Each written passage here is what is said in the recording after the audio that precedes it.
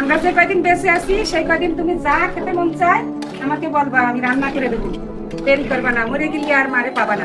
মাত্র একটি শব্দ মা, এই একটি শব্দে লুকিয়ে আছে আমাদের মানসিক শান্তি, নির্ভরতার শেষ ঠিকানা আর জীবনের সবচেয়ে নিরাপদ ছায়া। সম্প্রতি সামাজিক যোগাযোগ মাধ্যমে ভাইরাল হওয়া এই ছোট ভিডিও যেন নতুন করে কাঁপিয়ে দিয়েছে লাখ লাখ মানুষের বুক। ভিডিওতে এক মা সাদামাটা কণ্ঠে বলছেন, তোমার যখন ইচ্ছে হবে বাড়ি এসে আমার হাতে রান্না খেয়ে যাবে। আমরা যতদিন বেঁচে আছি তোমার সব ইচ্ছে পূরণ করে নাও, মরে গেলে কিন্তু আর পাবে না।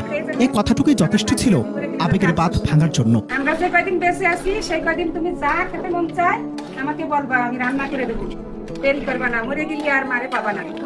এই কথা বলবো না, আমার হাতের রান্না, তোমার হাতের রান্না দুনিয়ার সব চাকরিটাও বলবা। আমার 15 দিন পর, 1 সপ্তাহ পর বাসায় আসবে, এসে এসে আমার রান্না খেয়ে যাবে, আবার থাকবে। আমি মরে গেলে যাতে আফসোস না থাকে। আজ পড়াশোনা, চাকরি কিংবা জীবনের নানা দায়ে আমরা কত দূরে সরে গেছি মায়ের কাছ থেকে।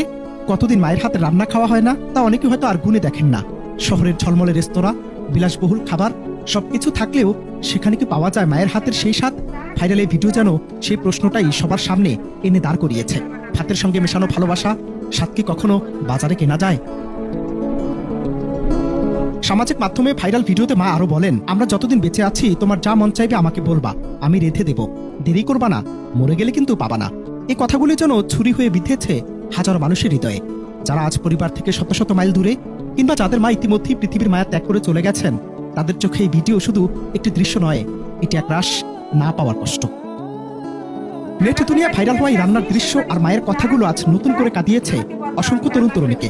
কেউ স্মৃতিতে ফিরছেন শৈশবে, কেউ আফসোস করছেন আরেকবার যদি মায়ের হাতে রান্না খাওয়ার সুযোগ পেতাম। এই ভিডিও যেন আমাদের মনে করিয়ে দিচ্ছে আজ শব্দেরই মাফ করা যায় না। জীবনের সবচেয়ে নিঃস্বার্থ ভালোবাসাটুকু যখন হাতের কাছেই আছে, তখনই তাকে জড়িয়ে ধরার সময় এখনই।